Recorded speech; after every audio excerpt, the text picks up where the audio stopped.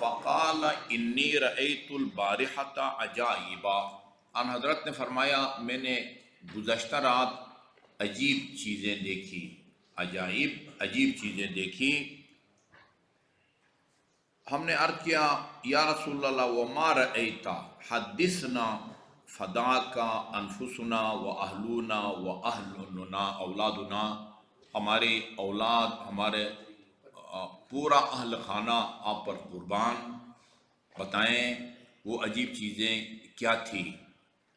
आपने फरमाया रअयतु रजुलन मिन उम्मती बैन यदैहि ज़ुल्मा, मैंने अपनी उम्मत के एक शख्स को देखा, उसके सामने भी तारीकी और जुल्मत है, तो मिन खल्फिही ज़ुल्मा, उसके पीछे भी जुल्मत और तारीकी है, व अन यमीनिही ज़ुल्मा व अन शिमालिही, उसके ऊपर भी, उसके दाएं तरफ भी, उसके बाएं तरफ भी, व मिन तहतिही ज़ुल्मा, उसके नीचे भी तारीकी है, मुस्तनक़िअन फ़ि ज़ुल्मा, इस तरह वो जुल्मत और तारीकी में घिरा हुआ है और गर्क है।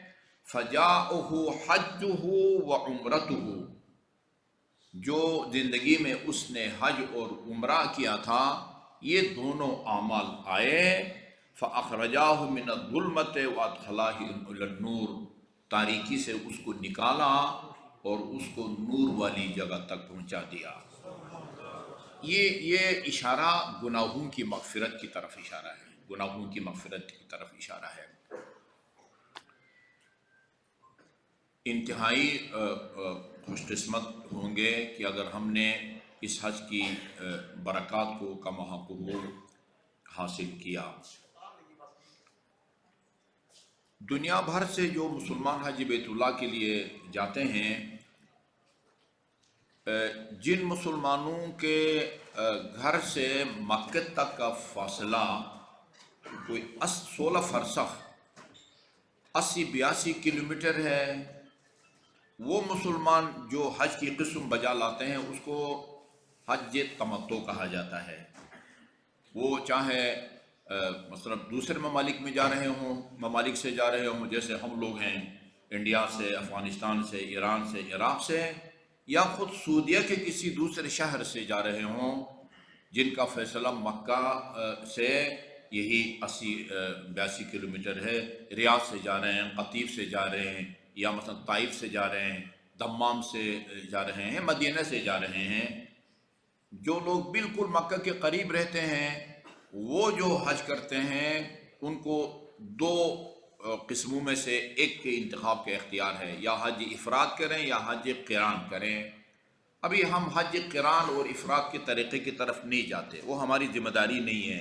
लिहाजा हम मक्का से दूर जो हम यहाँ से जा रहे हैं उनका जो हज है, हज तमत्तो, उसका हम तरीक़ा बयान करेंगे। ये एक पहला बुनियादी नुक्ता। दूसरा जो बुनियादी नुक्ता है वो जहाँ से हम एहराम बांधते हैं, एहराम बांधना ये 2 कपड़े पहनने का नाम नहीं है कि एक धोती की शक्ल में चादर और एक उसको कांधों पर डालते हैं। एहराम ये नहीं है। असल एहराम लब्बैक अल्लाहुम्मा लब्बैक, लब्बैक ला शरीका लक लब्बैक, इन्नल हम्द व निअमत, ये असल एहराम ये है। यानी अगर एक आदमी एहराम के कपड़ों के बग़ैर शलवार कमीज़ में इस तरह जाके लब्बैक अल्लाहुम्मा लब्बैक करके हज करे, उसका हज सही होगा। सिर्फ सिले हुए कपड़े पहनने का उसको कफ़ारा देना होगा। असल एहराम जो है वो लब्बैक अल्लाहुम्मा लब्बैक है। उसकी शराइत में से ये है कि भाई 1-2 कपड़े पहने हुए हैं और वो जो कपड़े जो है वो सिले हुए ना हों। अलबत्ता फिर बाद में बताऊँगा वो कितनी सिलाई जो है वो माफ़ी है या उसकी इजाज़त है। तो जहाँ से आप ये लब्बैक अल्लाहुम्मा लब्बैक कहते हैं, तलबिया जिसको कहा जाता है, आप एहराम मुहरिम होते हैं। ये हज में लब्बैक अल्लाहुम्मा लब्बैक नमाज में तकबीरतुल एहराम की तरह है। नियत करके सुबह की 2 रकात या ज़ोहर की 4 रकात पढ़ता हूँ कुर्बतन इल्लल्लाह, अल्लाहु अकबर। जिस तरह अल्लाहु अकबर के नतीजे में आप नमाज में दाखिल हो जाते हैं, फिर बात नहीं कर सकते, वुज़ू नहीं टूट सकते, क़िबला की तरफ पुश नहीं कर सकते, खा पी नहीं सकते। इसी तरह जब आप लब्बैक अल्लाहुम्मा लब्बैक कहेंगे तो ये 25 से 24 काम हराम हो जाते हैं। अलबत्ता इनमें से बाज़ احرام کے بغیر بھی حرام تھے. جھوٹی قسم کھانا ویسے ہی حرام ہے، جھوٹ بولنا ویسے ہی حرام ہے، لڑائی جھگڑا کرنا، اپنے مال اپنی قوت پر فخر کرنا، ناز کرنا، اگلے کی توہین کرنا، یہ عام حالات میں بھی ناجائز ہے. لیکن تلبیہ کے بعد، حالت احرام میں چلے جانے کے بعد ان کی شدت میں اضافہ ہو جاتا ہے، وہ گناہ اور زیادہ وہ سنگین ہو جاتا ہے. کچھ کام جس کی اکثریت ہے وہ عام حالات میں ابھی آج کل جائز ہے، لیکن تلبیہ پڑھنے کے بعد وہ ناجائز ہو جاتا ہے. ناخن کاٹنا ابھی جائز ہے، تیل لگانا ابھی جائز ہے، سر کے بال کاٹنا ابھی جائز ہے، اپنی گاڑی میں آپ سوار ہو جاتے ہیں ابھی جائز ہے. لیکن احرام کے بعد ان پر وہ پابندی لگ جاتی ہے. وہ جگہ جہاں سے آپ نے تلبیہ پڑھنا ہے، لبیک اللہم لبیک پڑھنا ہے، اس جگہ کو میقات کہا جاتا ہے. میقات پوری دنیا سے آنے والے مسلمانوں کے لیے 5 جو ہے نا جی وہ میقات بنے ہوئے ہیں. جو مدینے سے جاتا ہے وہ کہاں سے یہ تلبیہ پڑھے، عراق سے جو آ رہے ہیں وہ کہاں سے پڑھیں، مغربی ممالک سے جو آ رہے ہیں وہ کہاں سے پڑھیں. وہ 5 میقات ہیں، وہ یلملم ہے، وادی عقیق ہے، جحفہ ہے، مسجد شجرہ ہے. اسی طرح محاذی ایسی جگہ جو ان 5 میں سے ایک میں تو نہیں ہے، لیکن ایک ایسے نقطے پہ آپ ہیں کہ بھی اس کے اگر آپ ادھر سے قبلہ رخ ہو کے کھڑے ہو جائیں تو بالکل آپ کے دائیں یا بائیں ان 5 میقاتوں میں سے کوئی ایک قرار پائے. اس کو محاذی کہتے ہیں، محاذی مین میقات. کاظمی سے اچھا جی، اس سال ہم نے پہلے مدینہ جانا ہے یا ڈائریکٹ جدہ سے مکہ جانا ہے؟ ابھی کنفرم نہیں ہے. اچھا جی، اگر تو ہم مدینہ پہلے جاتے ہیں تو ہم محرم ہوں گے، تلبیہ پڑھیں گے مسجد شجرہ سے جو مین میقات ہے. پھر ہمیں کوئی مشکل پیش نہیں آئے گی، کوئی نظر وغیرہ کرنے کی ضرورت نہیں پڑے گی. اور اگر پہلے ہمیں وہ مدینہ نہیں لے کے جاتے اور مدینہ حج کے بعد لے کے جاتے ہیں، پھر یہ دیکھنا ہوگا کہ ہم نے جو تلبیہ پڑھنا ہے یا احرام وہ اسلام آباد ایئرپورٹ سے باندھیں، جدہ ایئرپورٹ سے باندھیں. پھر یہاں سے احرام باندھنے کا کیا طریقہ ہے، جدہ ایئرپورٹ سے احرام باندھنے کا کیا طریقہ ہے، اس میں کچھ پیچیدگیاں ہیں. وہ انشاءاللہ جب یہ فائنل ہوگا کہ ہم نے پہلے مکہ جانا ہے یا مدینہ، اس وقت اس کی وضاحت کریں گے. ابھی جو لانگ گروپ ہے وہ مدینہ میں جائے گا، شارٹ گروپ ابھی فائنل ہوا. لانگ گروپ مدینہ سے جائے گا، اکثریت میرے خیال لانگ گروپ والوں کی ہے. ٹھیک ہے جی، انشاءاللہ پہلے مدینہ جائیں گے اور مسجد شجرہ سے ہم احرام باندھیں گے، اس میں پھر نظر وغیرہ کی ضرورت نہیں ہوتی. یہ ایک مسئلہ. دوسرا مسئلہ جو احرام کے حوالے سے بیان ہونا چاہیے وہ یہ ہے کہ تلبیہ پڑھتے وقت لبیک اللہم لبیک احرام کے کپڑے پہن کے، ایک تو یہ ہمیں معلوم ہونا چاہیے کہ خواتین انہی کپڑوں میں تلبیہ پڑھ سکتی ہیں جو کپڑے انہوں نے ابھی پہنے ہوئے ہیں. ان کو مردوں کی طرح وہ ایک تہمت اور پھر وہ گاندوں پر وہ کپڑا ڈالنے کی ضرورت نہیں ہے. مرد جو ہے احرام کے مخصوص کپڑے پہنتا ہے، خواتین انہی کپڑوں میں احرام باندھتی ہیں.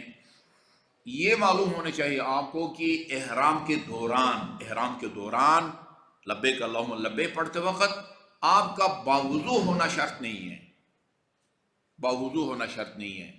حتیٰ اگر خاتون کے وہ مخصوص ایام کے دن ہیں، بس اب وہ ادھر سے نکلنے لگے تو وہ سلسلہ شروع ہو گیا.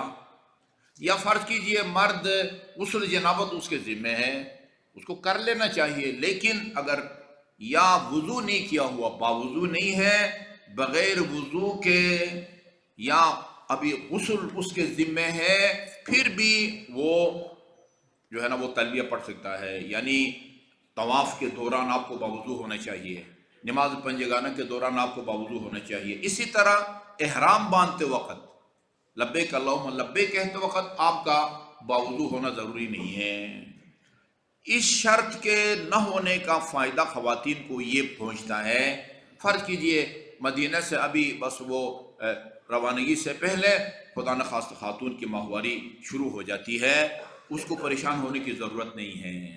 اسی حالت میں مسجد شجرہ میں جا کے مثلا میں حج عمرہ تمتع کے لیے وہ احرام باندھتی ہوں قربتن اللہ، اسی حالت میں وہ احرام باندھے۔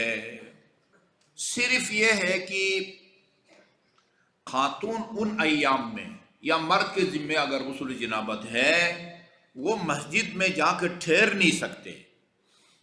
خاتون ماہواری کے دنوں میں مسجد میں جا کے ٹھہر نہیں سکتی، اس لیے مسجد شجرہ پہنچ کے یا تو باہر مسجد کے اندر نہ جائے، باہر برآمدے سے میں کھڑے ہو کے لبیک اللہم لبیک کہے، یا اس کے کئی دروازے بنے ہوئے ہیں، ایک دروازے سے داخل ہو اور دوسرے دروازے سے نکلتے وقت لبیک اللہم لبیک لبیک لا شریک لک لبیک ان الحمد والنعمت لک والملک، یہ دو طریقے ہیں۔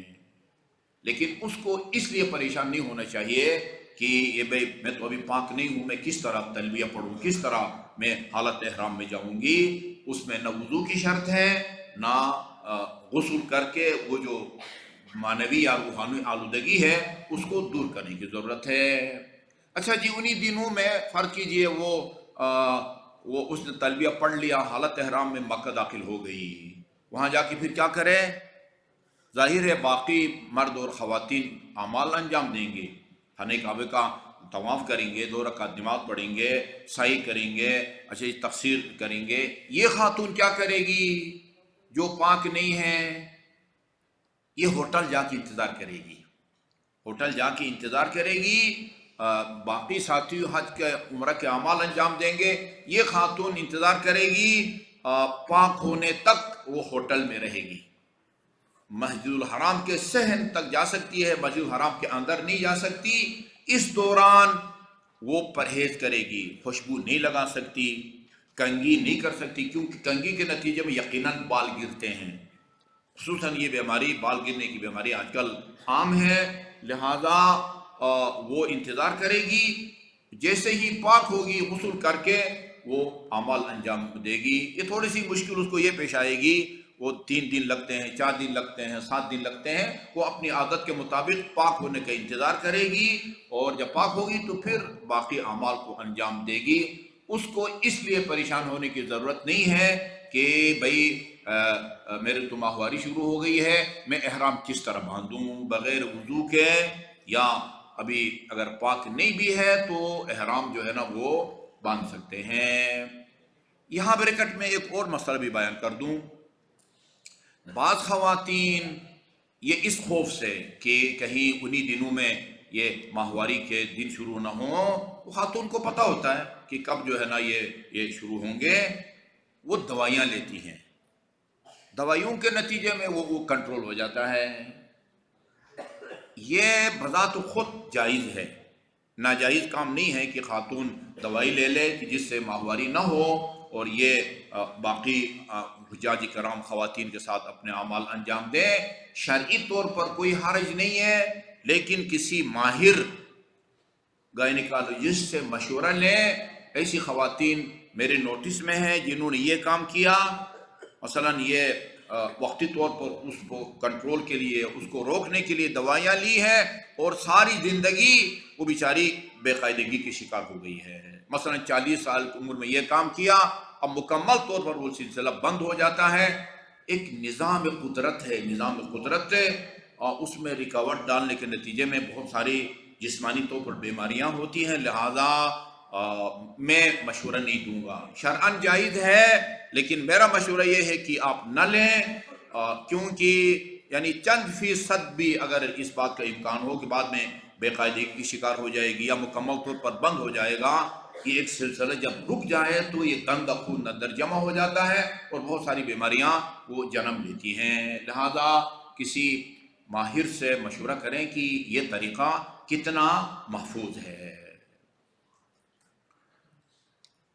اچھا جی، ہم جب یہاں سے مدینہ جائیں گے تو مدینہ سے ہم عمرہ تمتع، حج تمتع جو پاکستان سے جانے والا مسلمان بجا لاتا ہے، اس کے 2 حصے یا پارٹ ہیں۔ پہلا حصہ عمرہ تمتع کہلاتا ہے، عمرہ تمتع۔ دوسرا حصہ حج کہلاتا ہے، دوسرا حصہ حج کہلاتا ہے۔ عمرہ تمتع میں ٹوٹل 5 اعمال ہیں۔ نمبر 1، मस्जिद शजरा से एहराम बांध के जाएंगे, ये पहला अमल।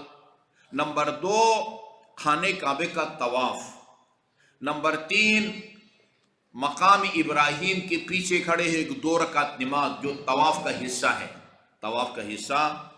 नंबर 4 सफ़ा और मरवा की पहाड़ी के दरमियान साई 7 चक्कर लगाने होते हैं। नंबर 5 तकसीर, यानी मरवा के ऊपर खड़े होके वो सर के कुछ बाल जो है ना वो मुंडवाने हैं। ये बाद लोग जो है बाद मुसलमान सर मुंडाते हैं। उम्रे तमत्तो जो हज का पहला हिस्सा है उसमें बाल मुंडाते हैं। हमारे यहाँ जायज़ नहीं है बाल नहीं मुंडाना, बस तकसीर ही करनी है। मर्द भी और ख़वातीन भी वो सर के कुछ बाल काटने होते हैं, ये उम्रे तमत्तो है। उम्रे तमत्तो करके फिर हम मक्के में वो एहराम के कपड़े उतार देते हैं और 8 जिलहज की रात तक, यानी 9 की रात तक हम लोग मक्के में रहते हैं। 9 की रात को मसलन नमाज मगरिबैन के बाद फिर हज का जो दूसरा हिस्सा है हज तमत्तो, उसके लिए हम एहराम बांधते हैं। उस एहराम बांधने की जो जगह है खुद मक्का है। मक्का जदीद मक्का हो या कदीम मक्का हो, मक्के में आपने दोबारा अगले हज के दूसरे हिस्से के लिए एहराम बांधना होता है। बेहतर है कि मस्जिदुल हराम में जाके एहराम बांध दें। फिर उसमें कुछ पेचीदगियाँ होती हैं। मस्जिद हराम में एहराम बांध के फिर टैक्सी में अगर होटल तक आएँ तो उधर आपको छत वाली गाड़ी में सवार होना पड़ता है, जो कि जायज़ नहीं है। वो उधर आपको बताएंगे कि मौके पर आपको बताएंगे आपने क्या करना है। बहरहाल हज का जो दूसरा हिस्सा या पार्ट है उसके लिए आपने वो अक्सर जो अहल सुन्नत बरादरान है वो 8 को मिना चले जाते हैं। 9 की रात वो मिना में गुजार के फिर 9 तारीख को मैदान अरफात जो है ना वो पहुंचते हैं। हम लोग अक्सर 9 की रात को डायरेक्ट मिना नहीं जाते बल्कि अरफात जाते हैं। अरफात जाके हम ज़ोहर तक रहते हैं। ज़ोहर तक कोई अमल नहीं है। ज़ोहर से लेकर और मगरिब तक ये वकूफ़ अरफात कहलाता है। असल अमल ज़ोहर से लेकर मगरिब तक वहाँ आपकी मौजूदगी है, आपको वहाँ ठहरना है। अलबत्ता इस दौरान बहुत सारे लंबे आमाल हैं। इमाम हुसैन अलैहिस्सलाम की दुआएं अरफा है, इमाम ज़ैनुल आबिदीन की दुआएं अरफा है। उसके अलावा और भी बहुत सारी वो दुआएं हैं, मजलिस वगैरह भी होती है। तो वो जो वो दूसरा हिस्सा है। तो जो पहला हिस्सा काम है एहराम के बाद, जो दूसरा अमल है वो खाने काबे का तवाफ है। देखें जिस तरह हम नमाज में कुछ शराइत नमाज कहलाते हैं, बाद आमाल, यानी नमाज पढ़ते वक्त ये शर्त होनी चाहिए, ये कैफियत होनी चाहिए, ये आपकी हालत होनी चाहिए, वो शराइत नमाज कहलाती हैं। आपको बावुज़ू होना चाहिए, आपको क़िबला रुख होना चाहिए, और कुछ वाजिबात नमाज हैं। भाई नमाज में क्या कुछ वाजिब है? नमाज में आपको खड़ा होना चाहिए, सूरह अहम पढ़ना है, उसके बाद कोई मुकम्मल सूरह पढ़ना है, क़दर, कौसर, कुल हुवल्लाह, फिर रुकू है, जिक्र, रुकू है, सजदा है, वो वाजिबात नमाज कहलाते हैं। इसी तरह जब आप खाने काबे का तवाफ़ करते हैं तो कुछ शराइत हैं, कुछ वाजिबात तवाफ़ हैं। शराइत तवाफ़ का मतलब है कि यानी तवाफ़ के दौरान ये चीज़ें आप में होनी चाहिए, ये चीज़ें आप में होनी चाहिए, वो शराइत तवाफ़ हैं। वाजिबात तवाफ़ यानी जिन ज़रूरी कामों से मिल के तवाफ़ बनता है उसको वाजिबात तवाफ़ कहते हैं। शराइत तवाफ़ जो हैं वो 5 हैं। तो जो फरमाइएगा, नंबर 1 नियत है। तवाफ़ इबादत है, हर इबादत में नियत ज़रूरी है। इरादा और होता है, नियत और होती है। इरादा बंदा बुरे काम का भी इरादा करता है, रिश्वत का इरादा करके ही लेता है, सूदखोरी का इरादा करके ही लेता है, किसी को मारते हैं, कोई चीज़ बंदा चुराता है, पड़ी हुई चीज़ उठाता है, इरादा करके उठा। इरादा और है, नियत और है। नियत का मतलब क्या होता है? اس کام کو میں اللہ کی خوشنودی کے لیے انجام دیتا ہوں، یہ نیت ہے۔ کوئی عبادت ایسی نہیں ہے کہ جس میں نیت شرط میں ہو۔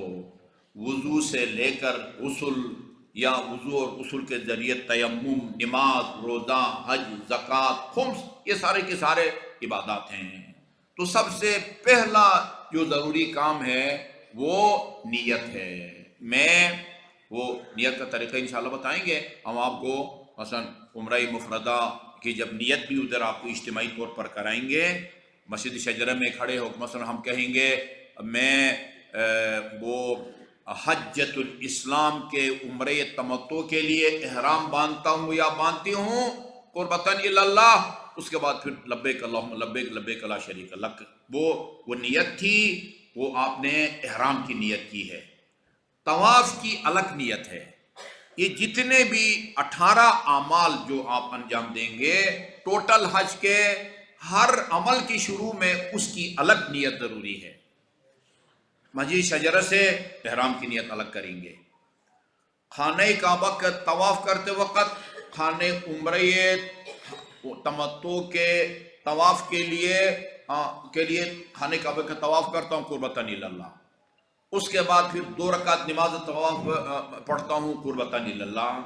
تو سب سے پہلی چیز جو طواف کے لیے ضروری ہے وہ نیت ہے۔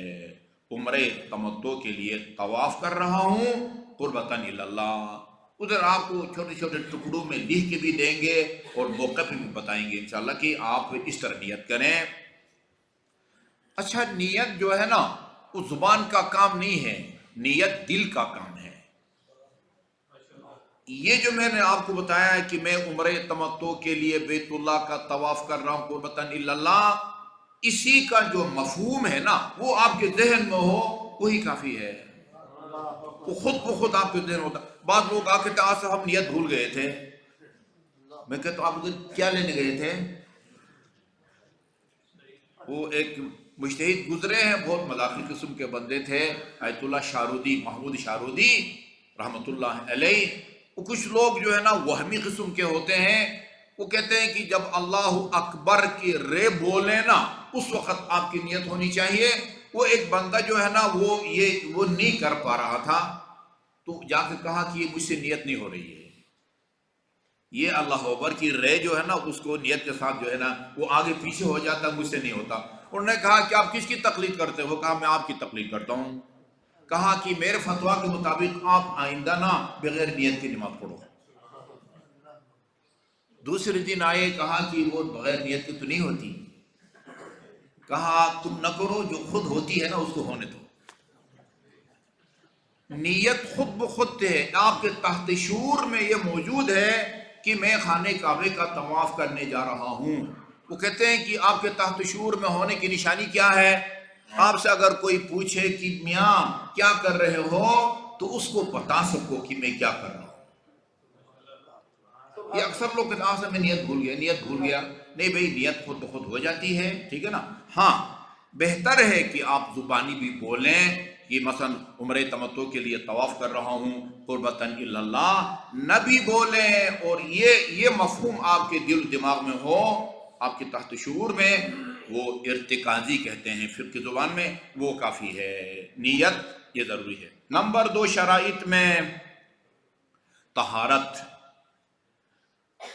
حدث جسے کہتے ہیں، یہ پیشاب، پاخانہ، مردار، شراب وغیرہ جو نجیس چیزیں ہیں نا ان کو خبث کہا جاتا ہے، خے بیت سے۔ اور یہ آدمی سو جاتا ہے، باوضو تھے آپ سو جاتے ہیں، یہ اس سے وضو ٹوٹ جاتا ہے، گہری نیند سے وضو ٹوٹ جاتا ہے۔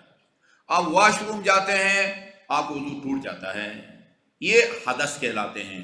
واش روم جانا یا سو جانا، گہری نیند سو جانا، یہ حدث اصغر کہلاتے ہیں۔ حدث اصغر، کسی پر غسل جنابت واجب ہو جائے، خاتون کی ماہواری شروع ہو جائے، مرد کو احتلام ہو جائے، یہ حدث اکبر کہلاتے ہیں۔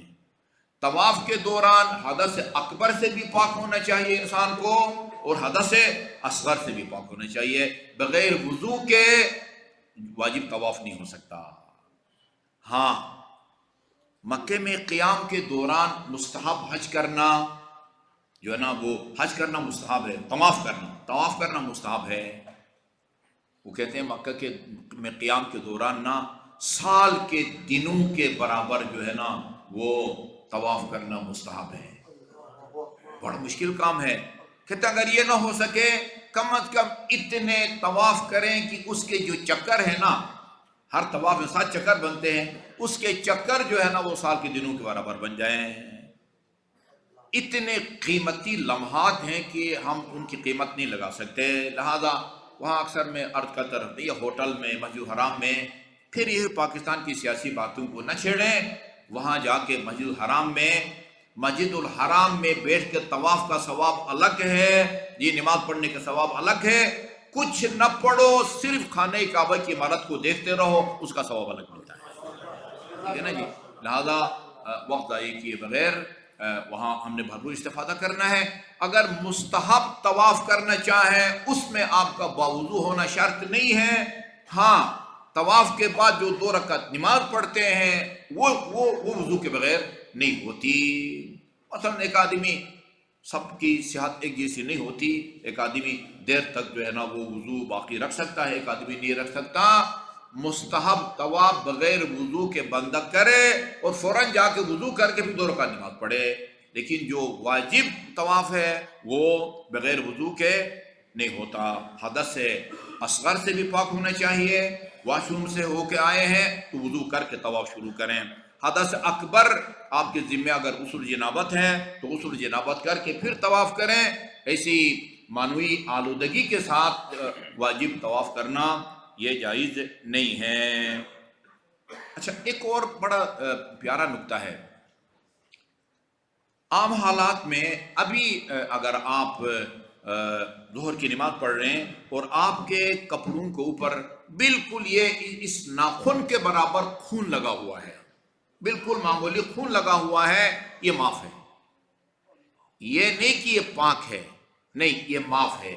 इतनी नजासत के साथ आप नमाज पढ़ सकते हैं। उसको दिरहम बगली कहते हैं, यानी नाखून के बराबर अगर खून लगा हुआ हो उसमें आप नमाज पढ़ सकते हैं। हाँ, उसके ऊपर पानी गिर जाए, वो फैल जाए, फिर कपड़े को पाक करना ज़रूरी हो जाता है। लेकिन ये तवाफ एक ऐसी हसास और नाजुक इबादत है, मामूली खून भी अगर आपके कपड़ों को लगा हुआ हो वो माफ़ नहीं है। यानी आम नमाज पंजगाना में जितने कम मिक़दार में खून के साथ आपको नमाज पढ़ने की इजाज़त दी गई है, उतने कम मिक़दार में खून के साथ आप वो बैतुल्लाह का तवाफ नहीं कर सकते। नीयत पहली शर्त। दूसरी ये कि यानी हदस आपको बावजूद होना चाहिए। गुस्ल अगर आपके ज़िम्मे है, खातून के ज़िम्मे गुस्ल है, मर्द के ज़िम्मे गुस्ल है, गुस्ल करके फिर खाने काबे का वो करें।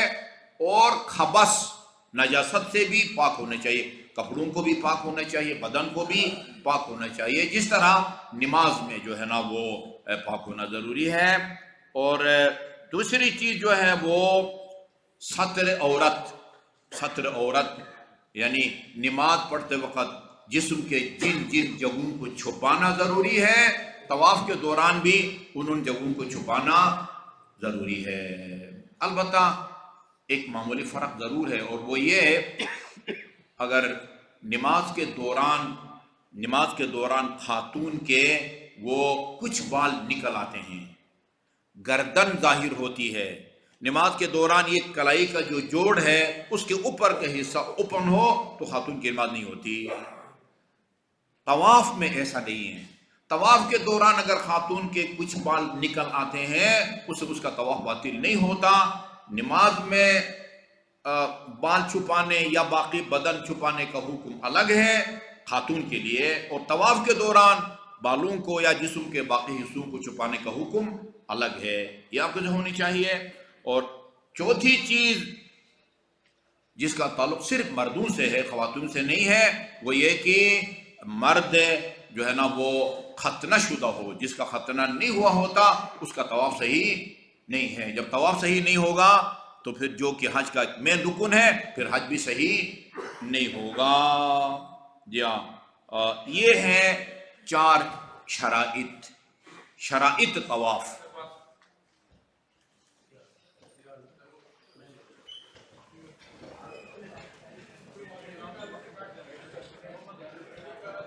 क्या हुआ